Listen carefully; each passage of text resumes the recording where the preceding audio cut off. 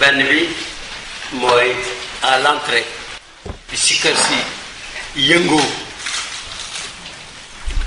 nit ñi nekk ci tawajud ba mu yàgg dañu def jumping dem ci allah baraama bàyyi santoon ma su ma gisee kuy sikkar di ci tudd turam naa ko wax ne aaye na ko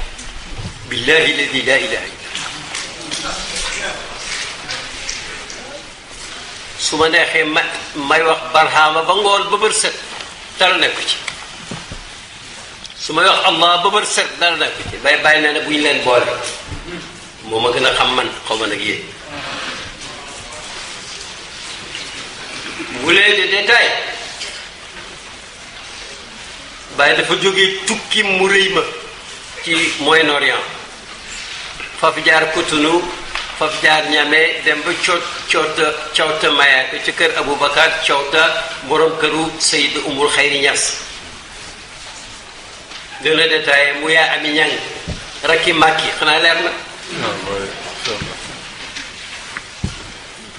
fan yañ fa nekk yàggut mais benn rapport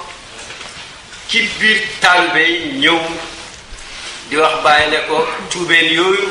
nga xam ci Accra parce que ay jeunes chrétiens la ñoon ñuy tuub ba nekk mbooloo seen chef ba nekkoon ku yox Mouhamad xawma lan mu ne ko léegi dañu seen sikkar sa dañ ko amélioré bu ñuy sikkar dañ ciy boolewaale sa tur wi bàyyi xaaru ñaari minute xaaru ñett daf ne ma indi cartable ma indi mu génn këyit en teetam dicté ma lettre bi mot à mot dama koy olofal yow maalam tijaani nangam nangam asalaamaaleykum wa rahmatullahi wa barakatuhu yëg naa ne daayira bi Mouhamad jiite ci tuubeen yooyu léegi bu ñuy sikkar dañ cee dugal sama tur wi wax leen ne jullit bu sikkar du ci dugal turu kenn xanaa Muhammadun rasulullah bu ko defut ma ngay wéetal yàlla fekk ma ngay bokkaale amna'uhum min dalik mooy moo ba ca mujj je leur interdis ça dali koy signé